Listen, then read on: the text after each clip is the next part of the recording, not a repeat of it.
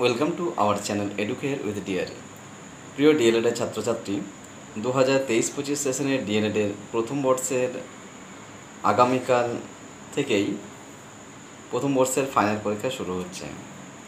তো এই পরীক্ষা দেওয়ার আগে কতগুলি গুরুত্বপূর্ণ বিষয় কিন্তু তোমাদের মনে রাখা উচিত। তো সেই বিষয় নিয়ে আজকের আমার এই আলোচনা।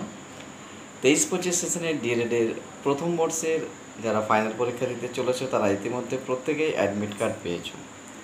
সেই অ্যাডমিট কার্ডে অবশ্যই তোমরা দেখে নিয়েছো যে তোমাদের নাম, এনরোলমেন্ট নাম্বার, রেজিস্ট্রেশন নাম্বার এবং তোমাদের যে সাবজেক্টগুলো রয়েছে সেগুলো মেনশন করা রয়েছে। সেক্ষেত্রে কোনো রকম যদি তোমাদের অ্যাডমিট কার্ডে ভুল থাকে তো এই মুহূর্তে তো সংশোধন সেটা হবে না। যদি কোনো অ্যাডমিট কার্ডে কারো ভুল থেকে থাকে অবশ্যই কিন্তু সেটা তোমরা অবশ্যই তোমাদের কলেজকে জানাবে। কলেজ সেই বিষয়টা অবশ্যই সেটাকে রেকটিফাই করে দেবে, অর্থাৎ সেটার ভুল সংশোধনটা করে দেওয়া হবে। এরপরে যেটা রয়েছে যে আমাদের যদি মনে করে দেখা যায় যে এরকম ভুল থেকে থাকে তাহলে তো সেগুলো কলেজ তোমাদেরকে ঠিক করে দেবে পরে। কিন্তু যেহেতু কালকে তোমাদের পরীক্ষা হচ্ছে এবং আমরা প্রত্যেকেই জানি যে যে পরীক্ষাগুলো হচ্ছে প্রত্যেকটাই কিন্তু ম্যাক্সিমাম সব গভর্নমেন্ট স্কুল বা কলেজগুলোতে পরীক্ষা হচ্ছে। গভর্নমেন্ট স্কুল বা কলেজে যেহেতু পরীক্ষা হচ্ছে সেহেতু কোনোরকমভাবে নকল বলো বা কিছু সেগুলো হওয়ার সম্ভাবনা কিন্তু খুব কম। তাই প্রত্যেককে বলবো খুব ভালো করে কেয়ারফুল প্রত্যেকটা বিষয়কে মনে রাখতে হবে যে আমাদের ডিএলএডে 23-25 সেশনে যে পরীক্ষাটা হচ্ছে সেখানে অ্যাডমিট কার্ড প্রথমে আমরা পেয়ে গেছি। সেই অ্যাডমিট কার্ডে দেখে নিতে হবে কোনো ভুল আছে কিনা। যদি কোনো বানান বা নেম স্পেলিংয়ের কোনো ভুল থাকে বা কিছু, তাহলে সেটা এখনও অবশ্য কোনো সংশোধন করার কিছু জায়গা নেই। অবশ্যই সেটা পরীক্ষার পর তোমরা কলেজের সঙ্গে যোগাযোগ করবে, সেটা ভুল সংশোধন তারা করে দেবে, প্রসেসগুলো বলে দেওয়া হবে। ইতিমধ্যে কালকে তোমরা যে পরীক্ষাটা দিতে যাচ্ছ সেই পরীক্ষার ক্ষেত্রে প্রথমে বলবো যে অ্যাডমিট কার্ড যেটা কলেজ থেকে দেওয়া হয়েছে, মানে বোর্ড কলেজকে দিয়েছে, কলেজ তোমাদেরকে দিয়েছে, সেই অ্যাডমিট কার্ডটি অবশ্যই নিয়ে যাবে। সঙ্গে রেজিস্ট্রেশন কার্ড যেটা রয়েছে তোমাদের, সেই রেজিস্ট্রেশন কার্ডটা নিয়ে যাবে।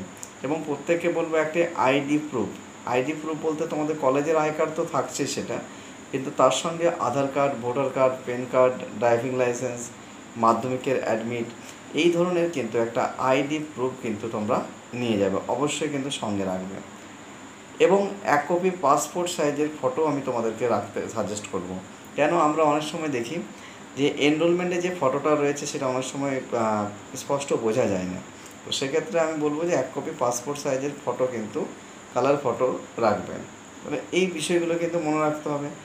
দ্বিতীয়ত হচ্ছে কালকে তোমাদের যখন পরীক্ষা দিচ্ছ, পরীক্ষার অন্তত 1 ঘন্টা আগে তোমরা তোমাদের যে এক্সাম ভেন্যু, তোমাদের যে এক্সাম সেন্টার রয়েছে সেখানে কিন্তু পৌঁছে যাওয়ার চেষ্টা করবে। কারণ যেহেতু প্রথম দিনে একটু চাপ থাকে, তাই প্রথম দিনেই অন্তত 1 ঘন্টা আগে ক্লাসে যেখানে এক্সাম ভেন্যু সেখানে পৌঁছে যাওয়ার চেষ্টা করবে। আচ্ছা, এরপরে রয়েছে যেটা আমাদের বিষয়, সেটা হচ্ছে যে কালকে যেহেতু চাইল্ড স্টাডিজ পরীক্ষা রয়েছে, প্রথম পরীক্ষা চাইল্ড স্টাডিজ, তো চাইল্ড স্টাডিজের কোন কোন বিষয়গুলো গুরুত্বপূর্ণ, কীভাবে লিখবে, এটাও আমি বলি যে আমি তো সাজেস্টিভ প্রশ্ন এর আগে তোমাদের দিয়েছি। আমি প্রথমেই তোমাদের বলবো যে চাইল্ড স্টাডিজের মেন কতগুলি বিষয় খুব ভালো করে পড়তে হবে।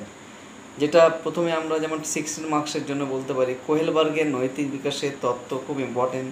পিঁয়াজের বৌদ্ধিক বিকাশের স্তরগুলি উল্লেখ করো, খুব ইম্পর্টেন্ট রয়েছে।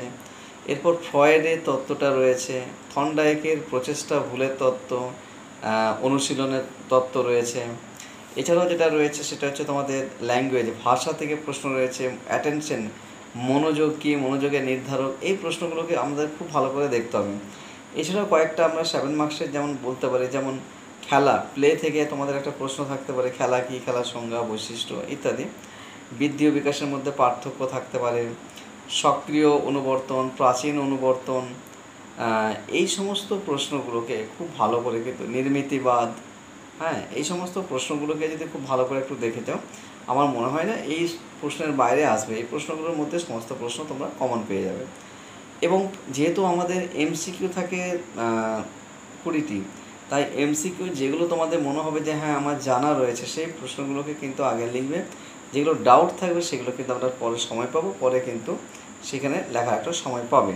তো সেগুলো ডাউট যেগুলো থাকবে সেগুলো লেখার দরকার নেই, পরে লিখবে। এবং যেমনটি বললাম তোমাদের 16 মার্কস 7 মার্কসের যে প্রশ্নগুলো তোমাদের বললাম, আশা করা যায় এই প্রশ্নের মধ্যে সমস্ত পেয়ে যাবে। এরপরও হচ্ছে যদি কোনো প্রশ্ন কমন না থাকে, হতে পারে যে কোনো প্রশ্ন এমন দিয়েছে ঘুরিয়ে দিয়েছে, বুঝতে পারলে না, তো সেই প্রশ্নগুলোকে কিন্তু অন স্পট সেখানেই ভাবনা চিন্তা করে লিখতে হবে। তাই আমি তোমাদের প্রত্যেককে বলেছিলাম যে সাজেস্টিভ প্রশ্ন তো তোমাদের দিয়েছি আমি, সাজেস্টিভ প্রশ্ন ছাড়াও কিছু কনসেপ্ট তোমাদের যেন টপিক ওয়াইজ থাকে। তো যাতে এরকম যদি কোনো দু একটা প্রশ্ন ঘুরিয়ে আসে, যাতে লিখতে কোনো রকম অসুবিধা না হয়। প্রত্যেকে কিন্তু প্রত্যেকটা প্রশ্ন অ্যাটেন্ড করার চেষ্টা করবে, কোনো প্রশ্ন ছাড়বে না, তাহলে দেখবে প্রত্যেকেরই পরীক্ষা ভালো হচ্ছে। তো যাই হোক, কেমন পরীক্ষা হলো অবশ্যই কিন্তু কালকে জানাবে প্রত্যেকেই, এবং কালকেও ভিডিওতে আসবো তোমাদের নেক্সট যে পরীক্ষা রয়েছে সেই সংক্রান্ত আলোচনা।